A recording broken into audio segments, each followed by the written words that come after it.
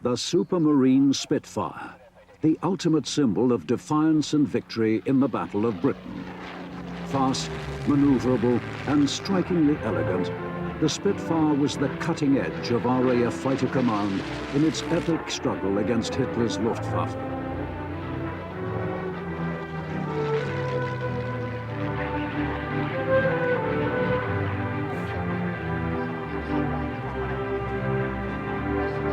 More than 23,000 Spitfires were built, and the aircraft was the only Allied fighter to remain in production throughout the war. So sound was the design of this extraordinary aircraft that development would continue through an astonishing 24 Mark numbers, almost all of which went into actual production. Very few Spitfire variants were failures, something unique in the annals of fighter development. And so closely interwoven were the Supermarine and Rolls-Royce design programs that throughout the aircraft's history, only two engine types were fitted: the Rolls-Royce Merlin and Griffon.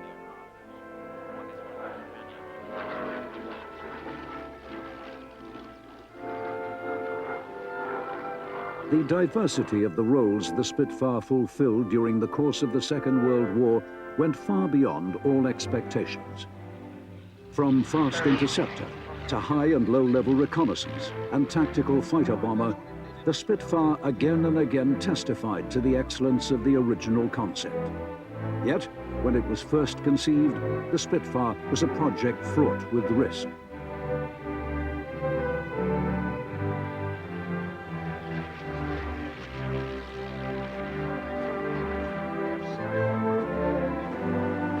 While the Hawker Hurricane was the logical culmination of traditional ideas about aircraft construction, the Spitfire was a revolutionary creation, a product of the intuitive brilliance of one of the greatest designers in the history of aircraft design.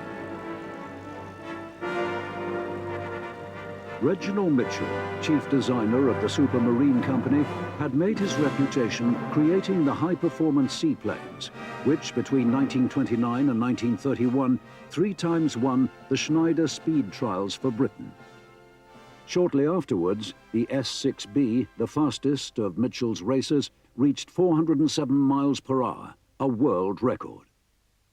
Mitchell quickly turned his attention to the problem of designing a fast monoplane fighter based on the experience he had gained in the Schneider Cup races.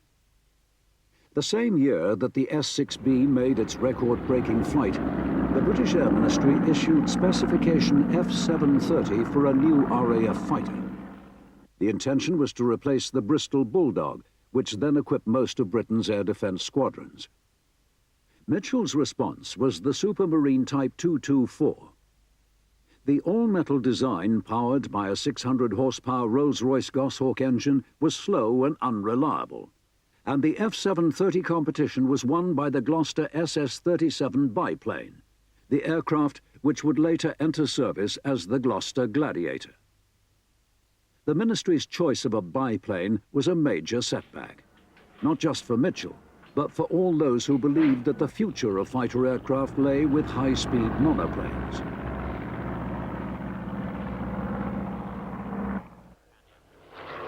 It was during a visit to Germany in 1933, while convalescing after a serious lung operation, that Mitchell became convinced that the need for an advanced British fighter was a matter of extreme urgency.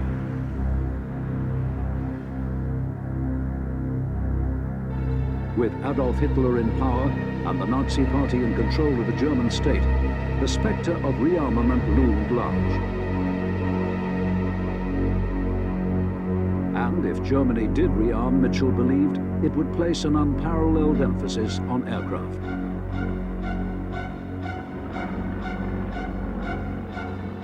Perhaps more than any other nation, Germany had become obsessed with flying. The Graf Zeppelin had circumnavigated the globe. The massive 12-engine Dornier DOX had crossed both the North and South Atlantic. German aviators were worshipped as symbols of a great revival in national pride.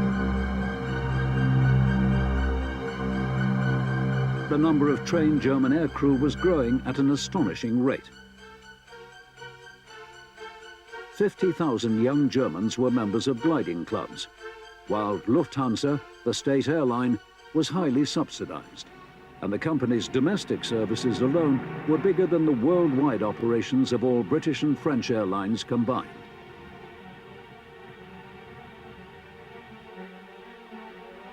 Mitchell concluded that German rearmament would lead to the creation of the most formidable air force in Europe, and conversations with young German airmen convinced him that Adolf Hitler would sooner or later lead the country to war.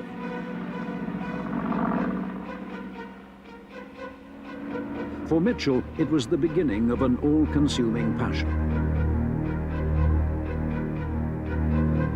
On returning home, against medical advice, he took to his drawing board. Every ounce of energy he possessed was now devoted to the creation of a new fighter aircraft.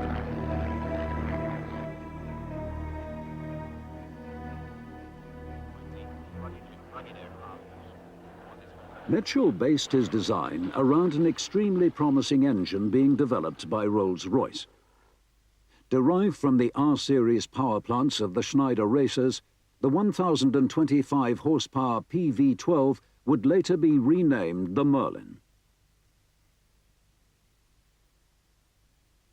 Mitchell's prototype fighter, K5054, was ready long before Rolls-Royce had solved a series of difficult problems with the engine's cooling system. But on March the 5th, 1936, K5054 took to the air for the first time. The Spitfire was born, and it had come not a moment too soon. Since 1934, the British Air Ministry had been deeply concerned by intelligence reports that Germany was creating a secret air force with a planned strength of 4,000 machines. Reginald Mitchell's anxiety was now shown to be fully justified.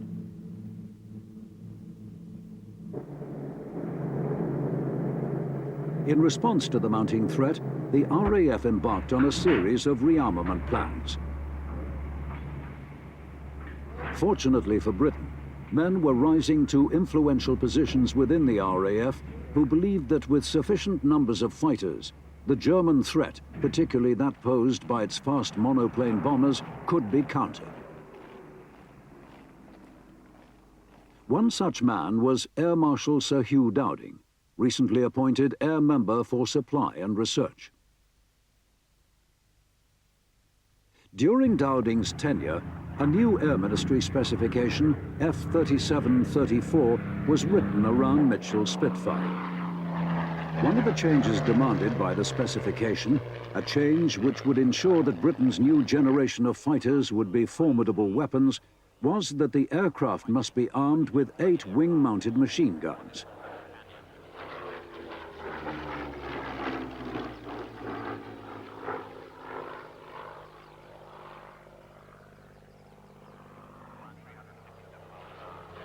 At first, the stressed metal construction of the Spitfire wing caused immense difficulties in manufacture. The techniques and tools required were extremely complex and caused many delays, but the results were a more than adequate compensation. The curved shape gave a maximum wing area for the aircraft's span, and the greatest possible strength where the wing root met the fuselage. It was this combination which, above all else, gave the Spitfire its amazing ability to perform the tightest turns without the risk of a wing tearing away. In fact, the Spitfire would prove capable of handling combat loadings of as much as 9G.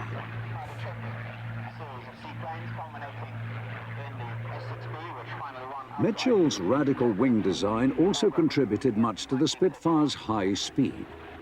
In spite of housing 4 machine guns, the wing was extraordinarily thin and so kept drag to a minimum. Because of the low ratio between wing thickness and chord, the Spitfire was also remarkably stable in a high-speed dive. The first pilots to fly the new machine were astonished, not only at its performance, well in excess of 300 miles per hour, but at the remarkable ease with which it could be flown, even by pilots new to the aircraft. In particular, its stall characteristics were extremely forgiving, a factor which would later prove of the utmost importance in aerial combat.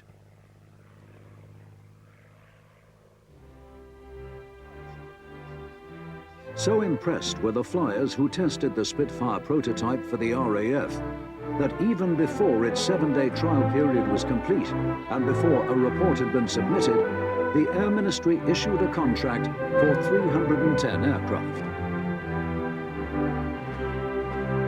The first production Spitfire, K9787, flew on May the 14th, 1938. Tragically, Reginald Mitchell did not live to see the proof of Britain's faith in his creation.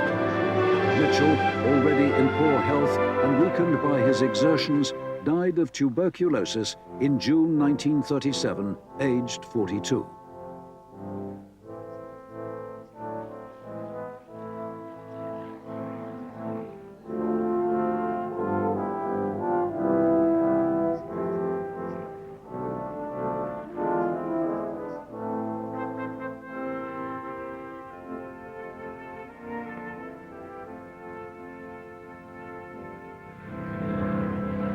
In August 1938, the first production Spitfires were delivered to the RAF for evaluation by 19 Squadron at Duxford. They were powered by the Merlin II engine, driving a two-bladed, fixed-pitch wooden propeller. Capable of 352 miles per hour at 19,000 feet, they had a maximum rate of climb of 2,420 feet per minute, and could reach 20,000 feet in 9.4 minutes.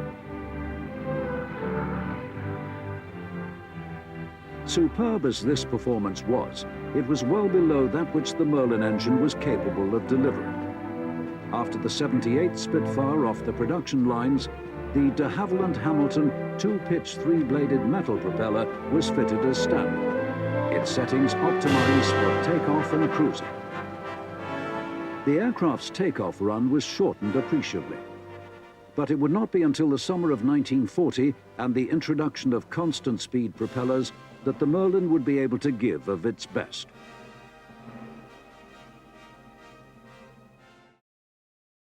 To facilitate the fitting of the constant-speed propeller from the 175th Spitfire, a modified engine, the Merlin III, would be fitted.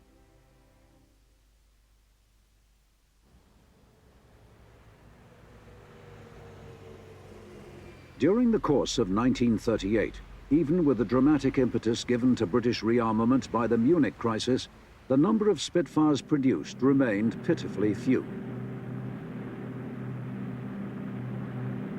Only 3 squadrons were equipped with the new fighter during the course of the year.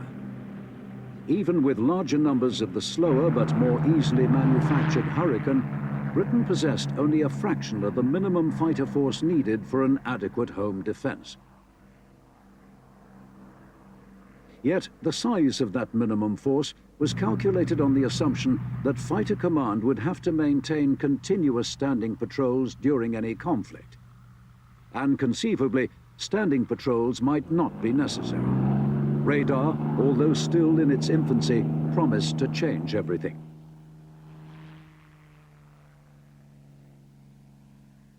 It was Air Chief Marshal Sir Hugh Dowding, now head of Fighter Command, who almost single-handedly created Britain's radar defense network. The front line of Dowding's system was a string of radar stations known as Chain Home. Chain Home was capable of detecting enemy aircraft approaching the British coast at a range of 40 miles. However, exercises showed that it could not detect aircraft flying at low level. So a second network, called Chain Home Low, was added, which could detect aircraft flying just above sea level at a distance of 30 miles. Together, they made up the world's first air defense radar system. The problem for Dowding was how to convert radar contacts into a form useful for directing his Spitfires and Hurricanes. To this end, he established filter centers, whose task was to distinguish friendly from enemy aircraft, and by taking cross bearings from two neighboring stations, estimate the course of the intruders.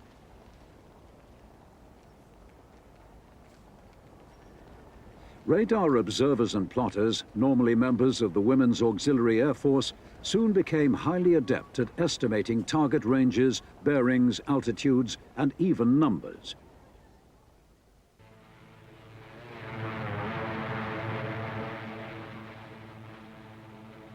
The interceptions themselves were controlled from plotting rooms at sector, group, and fighter command level. Because the radar defense chain could not track enemy aircraft once they'd crossed the British coast and penetrated inland, tens of thousands of observers were trained to make plots of enemy aircraft sighted in their sector. This information was fed back to Observer Corps headquarters at the appropriate filter center. Dowding's purpose in devising such a complex system of detection and plotting was to ensure that every Spitfire and Hurricane which took to the air had the greatest possible chance of intercepting the enemy. All flying would be flying to combat. Dowding's defensive network was completed only just in time.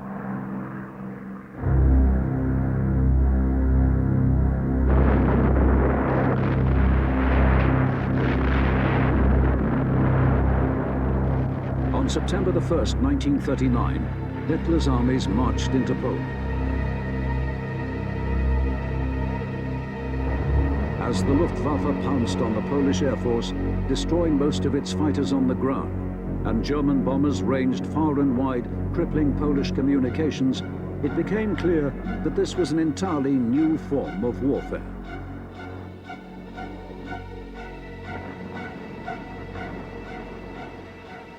The tactics of blitzkrieg, in which fast-moving armored formations worked hand in hand with a powerful air force, were a horrifying revelation. More than 700 miles from the battlefield, Britain could do nothing to help her Polish allies. France, with the most powerful army in Europe and a border with Germany, was better placed, but failed to act decisively. Within weeks, the ultimate defeat of Poland was a certainty.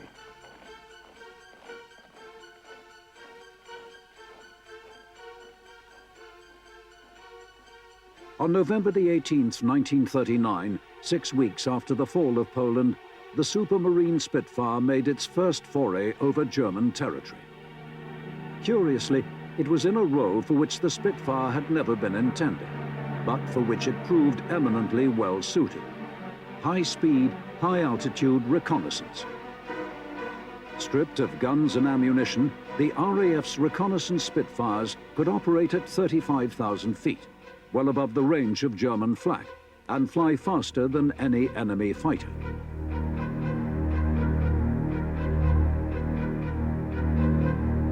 They quickly revolutionized British photographic intelligence gathering. By the end of 1939, in only 15 sorties, 2 Spitfires had covered 5,000 square miles of enemy territory without loss. It was the beginning of the Spitfire's long career as one of the finest photographic reconnaissance aircraft of the war.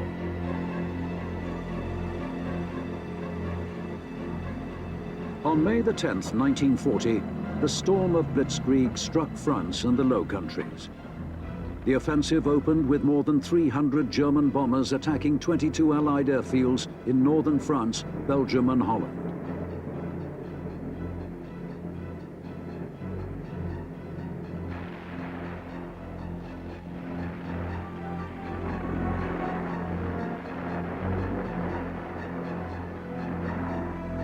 The Belgian and Dutch air forces were annihilated on the ground, and the French were hit hard. The following day, it was the turn of the RAF's airfields in France.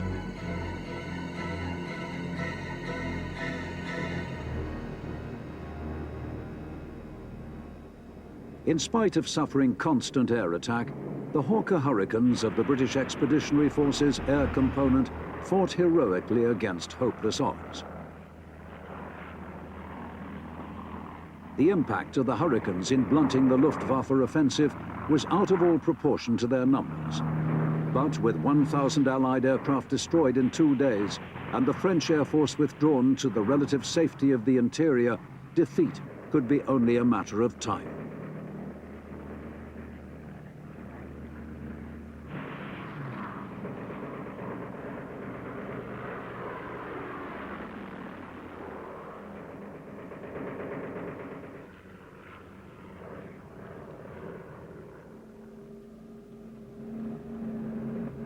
After the dramatic breakthrough by German armour at Sedan, bypassing the defences of the Maginot Line, the war on the ground was already as good as lost.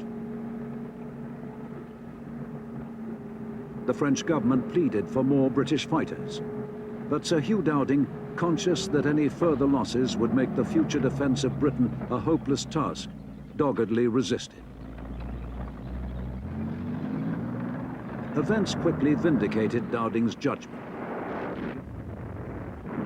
By May the 20th, France had been cut in two by a powerful German armoured thrust.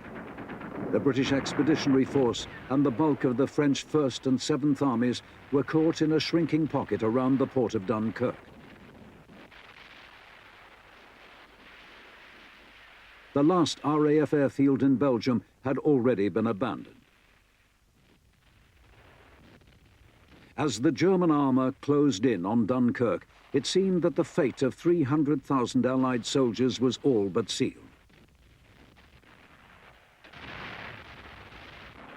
Yet on May the 24th, Hitler ordered his panzers to halt.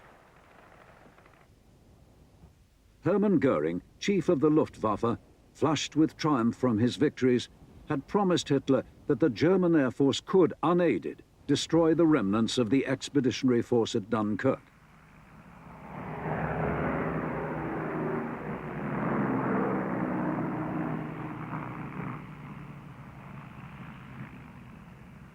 For the destruction of the Allied enclave, the Luftwaffe mustered 300 bombers and 500 fighters, most of them the formidable Messerschmitt 109E. The 109E was armed with two fuselage-mounted MG-17 machine guns, each with 1,000 rounds, and two wing-mounted cannon, each with 60 rounds.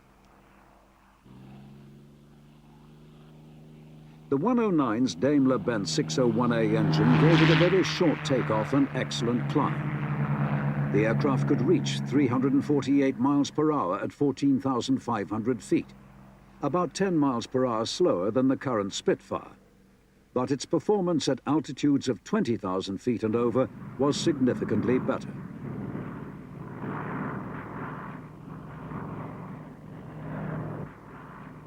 Since the outbreak of war, the Messerschmitt 109 had dominated the skies over Europe. 109 pilots were convinced that wherever the Messerschmitt flew into combat, the outcome would be victory. It was in this spirit of high confidence that the Luftwaffe set out to destroy the Allies at Dunkirk. What the German airmen had not anticipated was that in the skies over the Dunkirk beaches, for the first time, the Luftwaffe would encounter large numbers of RAF Spitfires.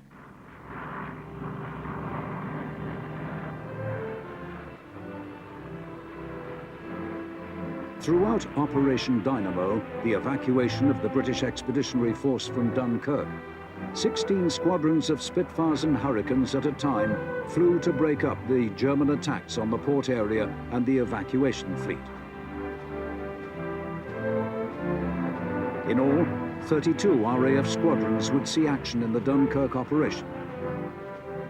In spite of being able to spend only 15 minutes over the battle zone at combat speeds, the performance of the Supermarine Spitfire came as a severe shock to the Luftwaffe.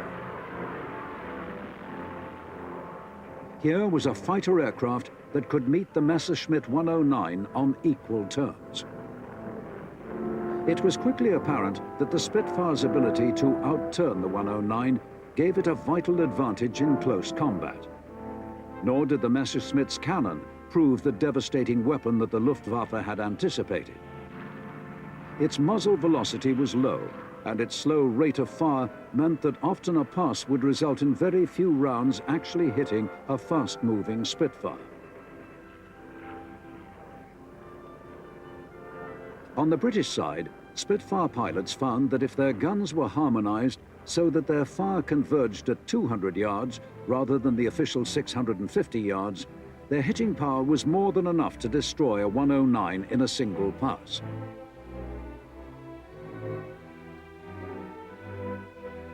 In one important respect, the Spitfire was incomparably better than its German rival. The bubble-shaped hood of the Spitfire gave far superior all-round visibility, a matter of life and death to a fighter pilot.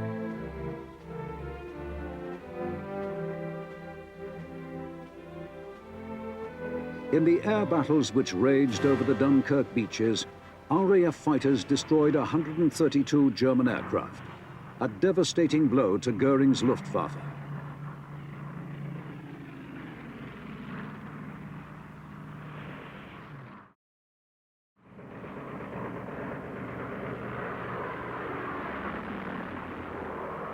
Many German attacks did succeed in penetrating to the evacuation area and inflicting heavy losses in ships and men. But without doubt, the RAF had won the Battle of Dunkirk. At great cost, it had prevented the German bombers from smashing the British Expeditionary Force, and with it, all of Britain's hopes. Tragically, because the men on the ground had seen little of the bitter fighting high above them, many concluded that the RAF had abandoned them to their fate. For some time afterwards, between the men of the British Army and the pilots of the RAF, there would be a great deal of anger and bitterness.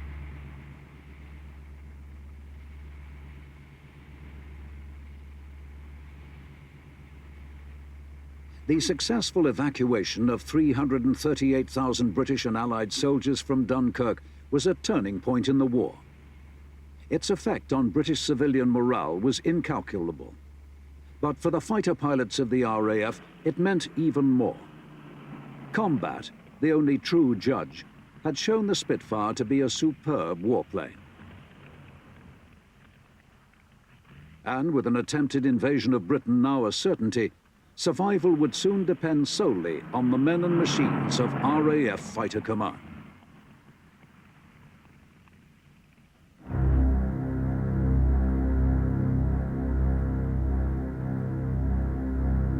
Within 2 weeks of the fall of France, Hitler and his generals began to plan the conquest of Britain. Success would depend, above all, on the Luftwaffe winning control of the skies over the Channel and southern England. Hermann Goering, undismayed by his failure at Dunkirk, calculated that it would take only 4 days of intensive air operations by the Luftwaffe to overwhelm Britain's air defences in the south of England. In a further 4 weeks, the RAF could be defeated utterly. In preparation for the campaign, 2,800 combat aircraft were assembled in France, Denmark and Norway. Eagle Day, scheduled for early August, was to be the beginning of the Great Offensive. Meantime, RAF strength was to be gradually worn down. The bait that would draw the British fighters into costly duels with the Luftwaffe was to be a series of bombing raids on southern English ports and Channel convoys. If the RAF scrambled its fighters to confront the German raiders, it would lose precious aircraft to the 109 escorts. If it refused the challenge, Britain would lose valuable ships.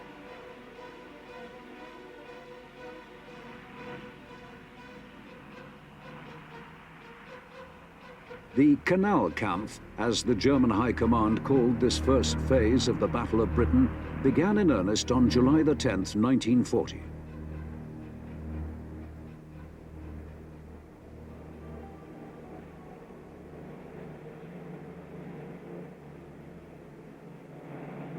The first major engagement was an attack by 20 German bombers and 50 fighters on a convoy codenamed Bread, passing through the Dover Straits. Forewarned by radar, 30 British fighters, including Spitfires of 74 Squadron, intercepted the raiders. Soon after, 6 Spitfires of 64 Squadron joined the fray. In the raging dogfights which followed, 3 German bombers were shot down along with 3 109 fighters. British losses were a lone Hurricane lost and 2 damaged and 1 Spitfire crash-landed. 1 RAF pilot was killed and only a single ship of the convoy sunk. For Fighter Command, the result of this first day's action was highly satisfactory. Nevertheless, it was clear that if all Channel convoys were to be adequately protected, the cost would quickly mount. In the battle for France and in the skies over Dunkirk, the RAF had lost 477 precious fighters and almost as many pilots. Britain now possessed only 19 squadrons of Spitfires and 29 of Hurricanes.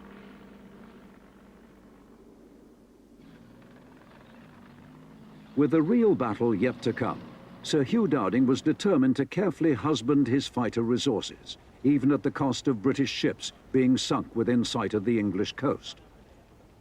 To the dismay of RAF pilots eager for combat, future German attacks were to be met by only a handful of RAF fighters. Priority was to be given to destroying German bombers, while, if at all possible, avoiding engagements with their escorts.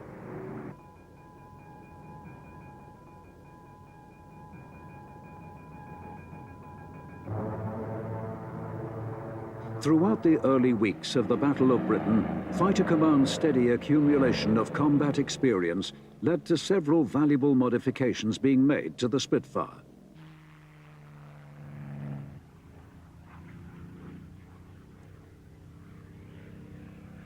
Increasing numbers of Spitfires were fitted with a constant speed propeller, increasing their rate of climb and greatly reducing engine wear.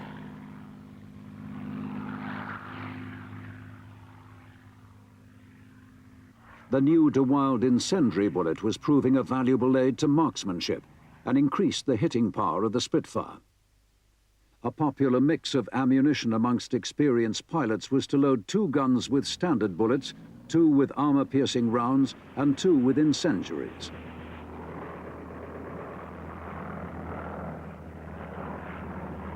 Many skilled Spitfire pilots concluded that the incendiary made the difference between damaging an enemy aircraft and shooting it out of the sky.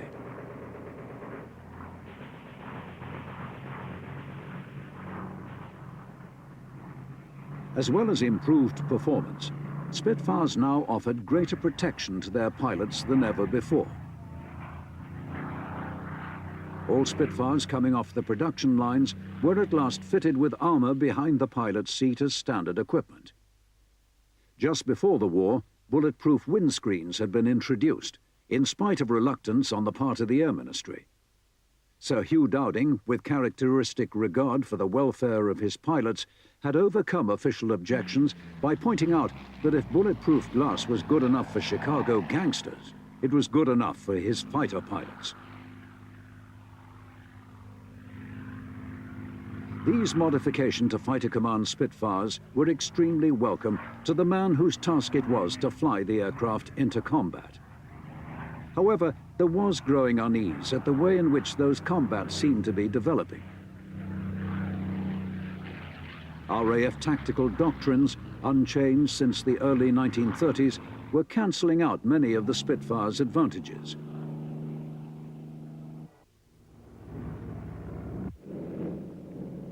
The standard RAF fighter unit was a Vic of 3 aircraft flying in close formation. The high risk of collision meant that little of the pilot's attention could be devoted to observing the sky around, and the benefits of the Spitfire's excellent field of vision were lost. The result was that Vic formations were extremely vulnerable to being bounced by an enemy approaching at speed from high altitude. Equally dangerous, a three-aircraft formation would eventually break in the turmoil of combat. And no matter how fine an aircraft the Spitfire was, any fighter pilot flying alone was extremely vulnerable.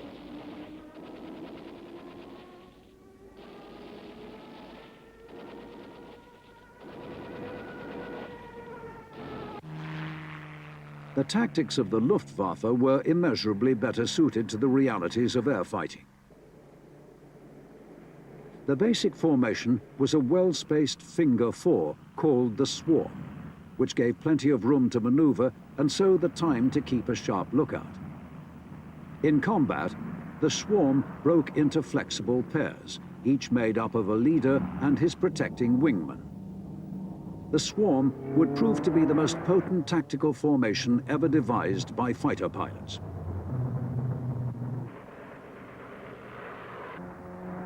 By the end of July, after 3 weeks of sporadic battles over the Channel and the southern towns of England, the RAF had inflicted painful losses on the Luftwaffe with 125 German aircraft destroyed. However, most of the British successes were against the German bombers. Against fighters, the superior tactics of the Luftwaffe were taking their toll. 32 Spitfires and 46 Hurricanes had been lost in only 3 weeks. 50 RAF pilots had been killed. Even after losses on such a scale, British fighter tactics would change only gradually. As the Battle of Britain progressed, individual commanders on their own initiative abandoned the Vic formation in favor of the swarm.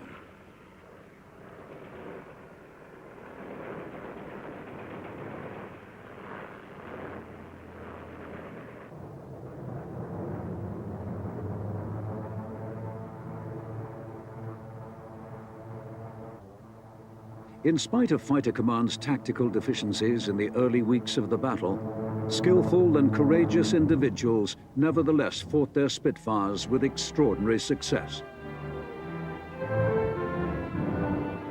Already, some were acquiring legendary status within the service.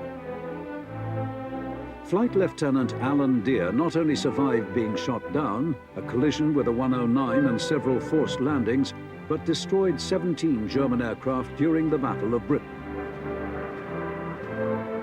Awarded the DFC and Bar, Deer ended the war as a wing commander with a DSO and a total of 22 victories.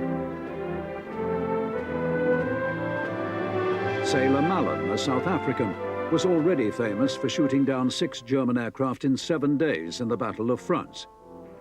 By the end of the Battle of Britain, he had won 9 more victories flying Spitfires, earning a bar to his DFC. By 1941, Milan would have made 32 kills and earned a DSO and bar. Robert Stanford Tuck flew both Hurricanes and Spitfires during the battle, destroying 12 German aircraft. In training, Tuck had shown little aptitude, but his performance in combat marked him out as an outstanding fighter pilot. By the war's end, he would have scored 29 victories and earned both the DSO and 2 bars to his DFC.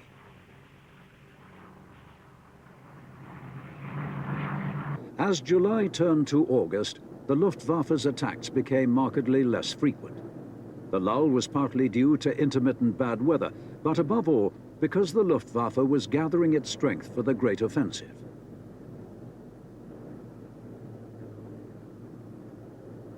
The assault began on August the 12th. Its first phase was a series of increasingly heavy raids on British radar stations, airfields and aircraft factories.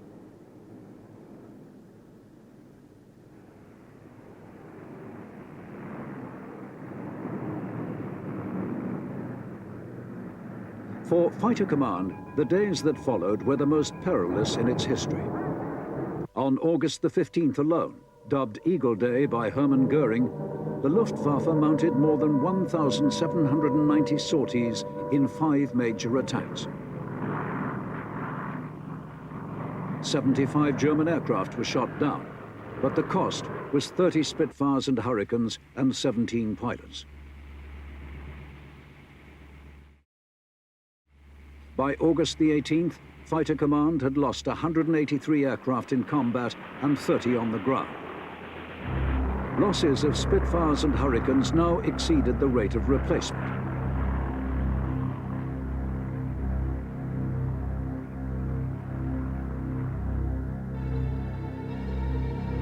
Equally dangerous, the RAF's losses of squadron and flight commanders were reaching critical levels, while replacement pilots were being thrown into action with the barest minimum of training. If attrition on this scale were to continue, Fighter Command would be utterly destroyed within 3 weeks.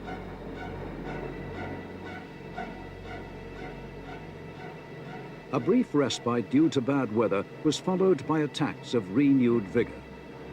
Between August the 24th and September the 6th, the Luftwaffe averaged almost 1,000 sorties a day.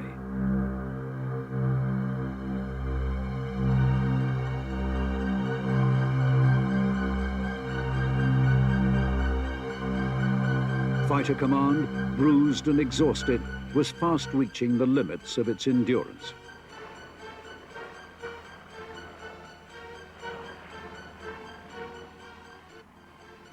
During this critical period, when it seemed that Fighter Command was faced with inevitable extinction, Sir Hugh Dowding had been heard to remark that what Britain needed now was a miracle. On September the 7th, the miracle happened. 1,000 German aircraft, including over 300 bombers, assembled for the Luftwaffe's first major raid on London. Adolf Hitler, enraged at RAF attacks on Berlin, had ordered Goering to retaliate by concentrating his efforts on the destruction of the British capital.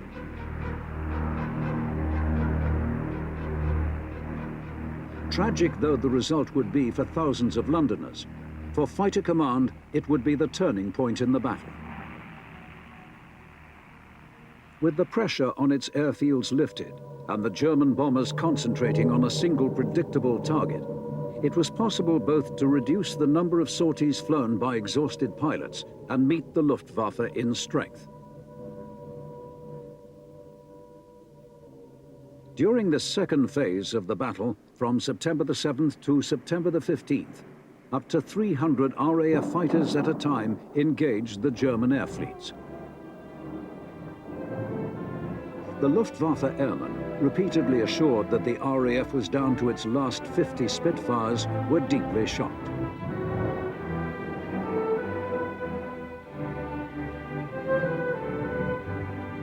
Hermann Goering, angered by the scale of his bomber losses, now ordered the 109 escorts to fly close to the bombers at all times. Hamstrung by their orders, the 109s could only wait to be attacked. The Spitfires, superior in the tight turns of close combat, were handed a priceless advantage.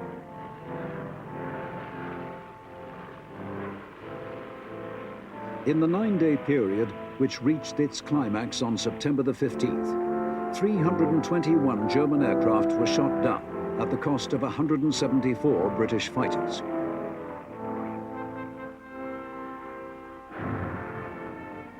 And by now, British production of Spitfires and Hurricanes was more than replacing the RAF's losses. The implications of this decisive turn in the tide of battle in favor of the RAF was not lost on Adolf Hitler.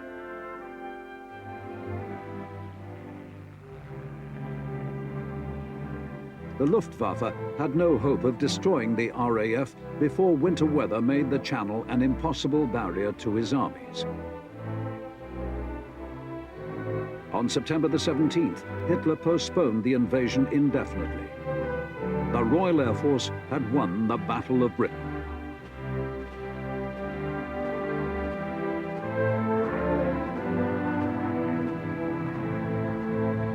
By October the 20th, 1940, when the Luftwaffe abandoned daylight attacks on British cities, the RAF possessed more Spitfires than it had at the start of the Battle of Britain. The aircraft had more than justified the faith of its creator, Reginald Mitchell, and of RAF Fighter Command. But although without doubt the Spitfire had, in the summer of 1940, seen its finest hour, Mitchell's creation would go on to distinguish itself in campaign after campaign until the end of the war. Towards the close of the Battle of Britain, the first of a batch of 920 Spitfire IIs had been delivered to the RAF. The Merlin 3 engine of the Mark I was replaced by the Merlin 12, rated at 1,175 horsepower and fitted with cartridge starting.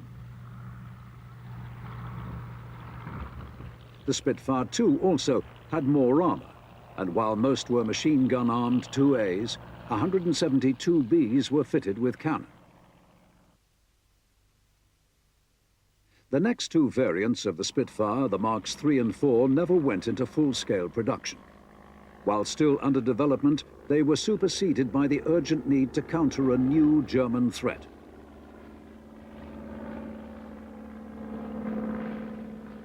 In January 1941, the Messerschmitt 109F entered Luftwaffe service. At heights above 20,000 feet, the new 109 was much superior to the Spitfire II. Supermarine's answer was to fit the Merlin 45 engine to a strengthened Spitfire I airframe. The result was the Spitfire V, the most numerous of all Spitfire marks. The Spitfire V entered service in February 1941. Its top speed was 375 miles per hour, and its operating ceiling was 36,500 feet.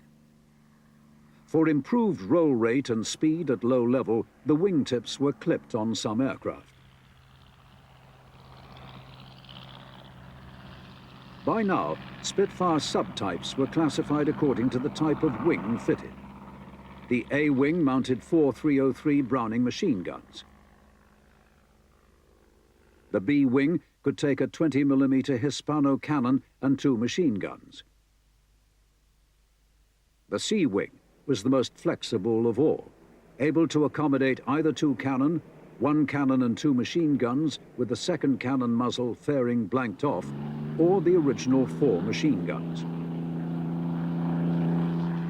It was the Spitfire V which turned the scales in the Battle of Malta in mid-1942. The island, astride the Axis lines of communication between North Africa and Italy, was a priority target for German and Italian bombers.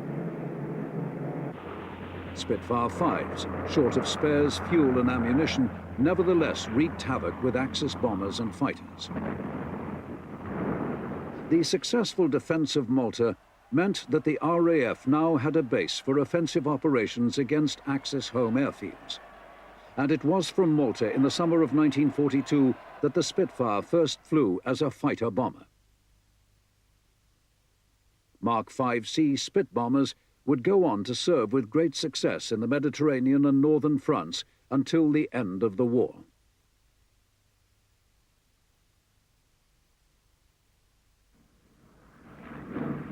During 1942, the German Focke-Wulf 190 was encountered by Allied airmen in ever-growing numbers.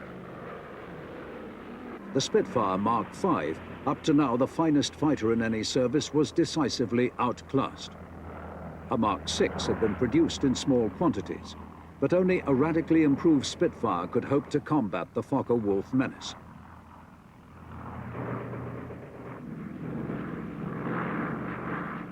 Supermarine's response came with the Marks 7, 8 and 9.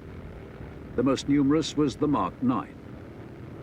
In the Spitfire 9, the Merlin 60 series engine was married to a 5C airframe. The Merlin 60s featured a 2-stage supercharger with an aftercooler, giving the aircraft a top speed of over 400 miles per hour and a service ceiling of 44,000 feet.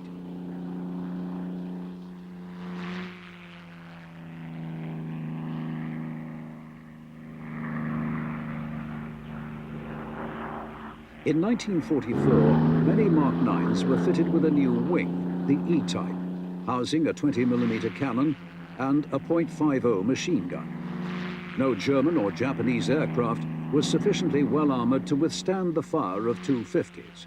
And this, combined with the Mark IX's excellent performance, made the aircraft an immensely powerful fighter.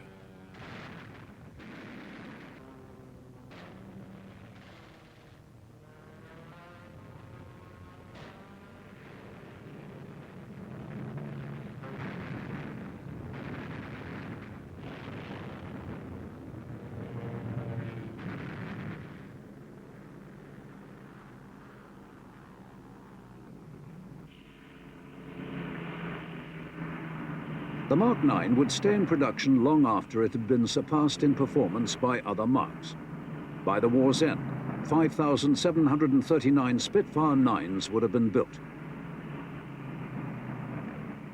Perhaps the most unusual of the Mark IXs was a seaplane conversion which successfully completed trials in 1943. The Mark IX seaplane, a strange echo of the Spitfire's origins in the Schneider Cup races, was never put into production. After the Mark IX, the next most important Spitfire development was the Mark XIV, powered by a Rolls-Royce Griffon engine. The Griffon had first been fitted to a Spitfire in the experimental Mark IV in late 1941. The Mark XIV was introduced in October 1944. Its Griffon 65 was rated at 2,035 horsepower, and a 5-bladed propeller was needed to make the most of its enormous power.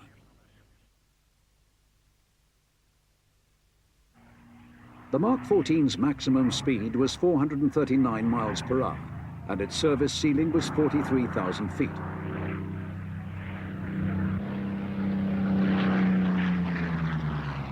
The Mark XIV was, without question, the most potent Spitfire of the war.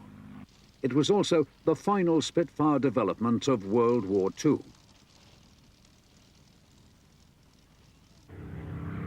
The Spitfire Mark 18, a strengthened and upgraded version of the Mark 14, was introduced just as the Second World War came to an end. It was the last fighter development of the original Spitfire airframe. Subsequent Marks, the Spitfires 21 to 24, were almost entirely new aircraft, with few parts in common with earlier Spitfires. Even Reginald Mitchell's wing design had been radically altered. In Malaya in March 1954, Mark 18Es flew the last offensive sorties by Spitfires in RAF service. It was the end of a career which had lasted an astonishing 16 years. In itself, an extraordinary testimony to one of the most inspired designs in the history of military aviation.